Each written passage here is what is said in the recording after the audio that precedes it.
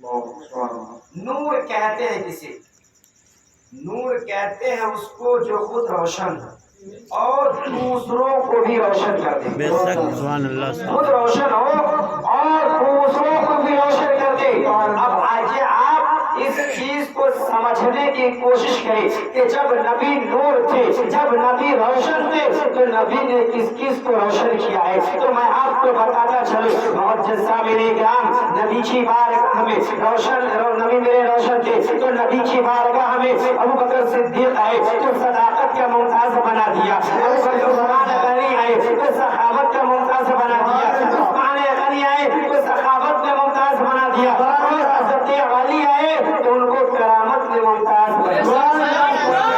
اور یہیں تک محدود نہیں ہے, آپ آئے تو آپ کو پتا چلے گا کہ میرے نبی سے جس کو نسبت ہوتی گئی وہ زمانے میں ممتاز ہوتا گیا. میرے نبی سے جس کو نسبت ہوتی گئی وہ زمانے میں ممتاز ہوتا گیا. میرے نبی کو خانہ کعبہ سے رشتہ جڑا. خانہ کعبہ تمام مسجدوں میں افضل کا مقام ہو گیا. میرے آقا مکہ میں پیدا ہوئے, جس شہر میں میرے آقا پیدا ہوئے وہ شہر تمام شہروں میں افضل و اعلیٰ ہو گیا. جس شہر میں ہجرت کر کے گئے وہ شہر بھی افضل و اعلیٰ ہو گیا. اور جس شہر میں ہجرت کر کے گئے اس شہر کا نام یثرب تھا اور اس کا نام مدینہ نہیں تھا, یثرب تھا. اور یثرب کے معنی ہوتے بیماریوں کا گھر. بے شک وہاں ہمیشہ بیماری پھیلی رہتی تھی, وبا پھیلی رہتی تھی, لوگ ہمیشہ پریشان رہتے تھے. جب میرے آقا کریم صلی اللہ علیہ وسلم مکہ کو چھوڑ کر کے مدینہ تشریف لے گئے تو آپ کے قدم سے جو اس مدینے کی یثرب کی مٹی کو جو نسبت ہو گئی تو وہ بھی اپنے آپ میں ممتاز ہو گیا اور اس کا یثرب مدینہ پڑ گیا. میرے آقا جس زمانے میں آئے اس زمانے سے میرے آقا کو نسبت ہو گئی, وہ زمانہ بھی تمام زمانوں میں ممتاز ہوتا ہوا رہا. اور میرے نبی پر جو کتاب نازل ہوئی ہے وہ کتاب بھی اب تمام کتابوں میں ممتاز نظر آ رہی ہے. بہت سے سامنے کرام آج ہم لوگ کسی عالم سے محبت رکھتے اس کے پاس آتے جاتے ہیں تو کیا آپ نے کبھی موازنہ کیا کہ اس سے ہمیں کیا ملا, اس سے ہمیں کیا ملا. ہم نبی سے محبت کرتے اس کا صلہ ہمیں کیا ملا. آج میں آپ کو یوں سمجھانا چاہوں گا کہ نبی اکرم صلی اللہ علیہ وسلم کی بارگاہ میں دو اعرابی تشریف لائے. دو عربی کے بہت سے معنی ہیں مگر جو ایک اور معنی ہے جو دیہاتی کے معنی ہوتے ہیں. دو دیہاتی میرے آقا کی بارگاہ میں رات کے وقت تشریف لائے. جب رات میں میرے آقا کی بارگاہ میں تشریف لائے, سلام و کرام کے بعد باتیں ہونے لگی. بات اتنی طول پکڑ لی کہ رات بہت زیادہ ہو گئی اور اندھیری رات کی. دونوں اعرابی کو اپنے اپنے گھر لوٹنا تھا. روشنی کا کوئی انتظام نہیں ہے, اب گھر اندھیری رات میں کیسے لوٹیں گے. اور جیسا سامعین کرام تاریخ بتاتی ہے, آپ دیکھیں بارگاہ نور کا فیض نور, نبی نور تھے تو اپنے ماننے والوں کو فیض دیا ہے تو وہ کیسے روشن و منور ہو گئے ہیں. محمد سامعین کرام حدیث پاک میں آیا ہے کہ جب وہ دونوں دیہاتی دونوں اعرابی بارگاہ نور سے جب نکلے تو دونوں اعرابی میں سے ایک کی لاٹھی چمکنے لگی. سبحان اللہ چمکنے لگی اور اس سے اتنی روشنی ظاہر ہوئی, اس قدر اجالا پھیلا کہ اس کو راستہ دکھائی دینے لگا. اور بھی اس لاٹھی کی روشنی میں جانے لگے. اس مقام پر پہنچے کہ ایک اعرابی کی کا راستہ دوسرے اعرابی سے مختلف ہے, اس کو کسی دوسرے طرف جانا تھا. جیسے ہی اس اعرابی کا راستہ بدلتا ہے تو تاریخ بتاتی ہے حدیث پاک میں آیا ہے کہ دوسرے اعرابی کی بھی لاٹھی چمکنے لگی اور اس لاٹھی کی روشنی سے دونوں اعرابی اپنے اپنے گھر کو پہنچے. بارگاہ نور کا فیض روشن تھے اور لوگوں کو بھی روشن کر دیا.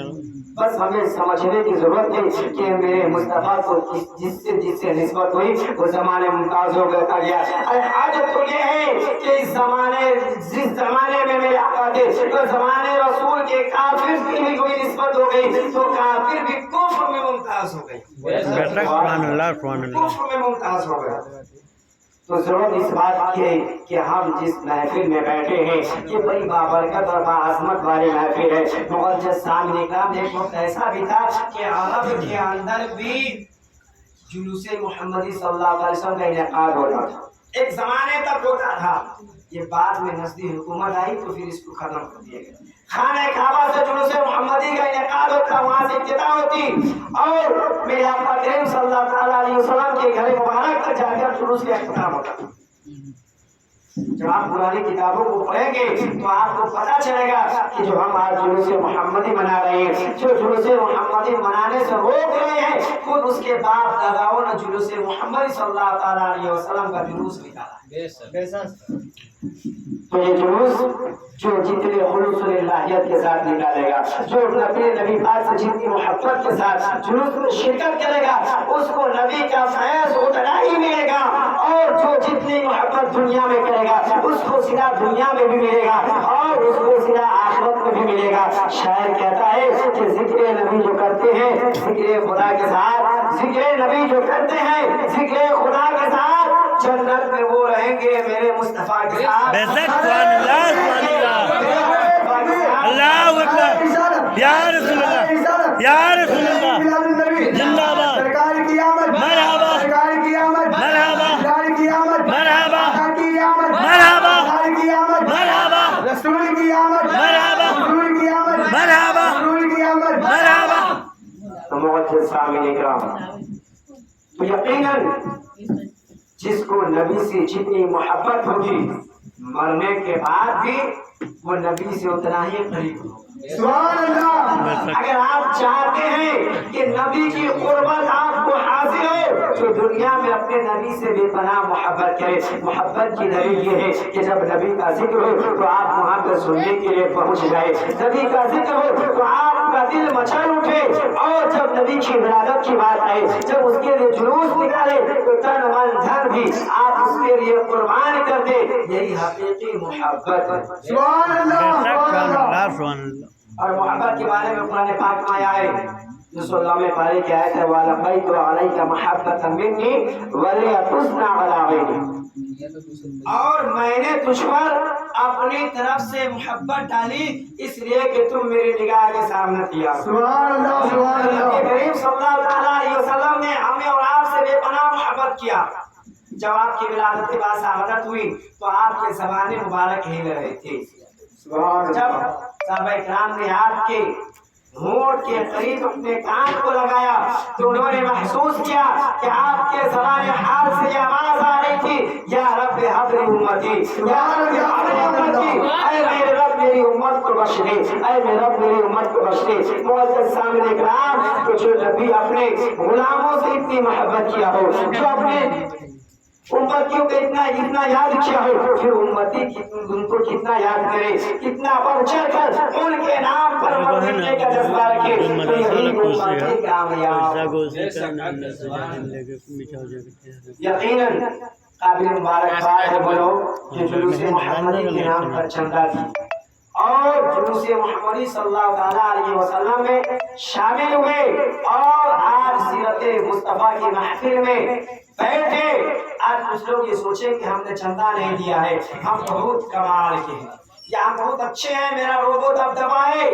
وہ روبو دبدبا نہیں ہے، بلکہ آپ کا نصیب ہے کہ اللہ کے رسول نے اپنے نام پر اپنے ولادت کے جشن میں آپ کے روپے پیسے کو قبول نہیں کیا۔ حقیقت تو یہی ہے۔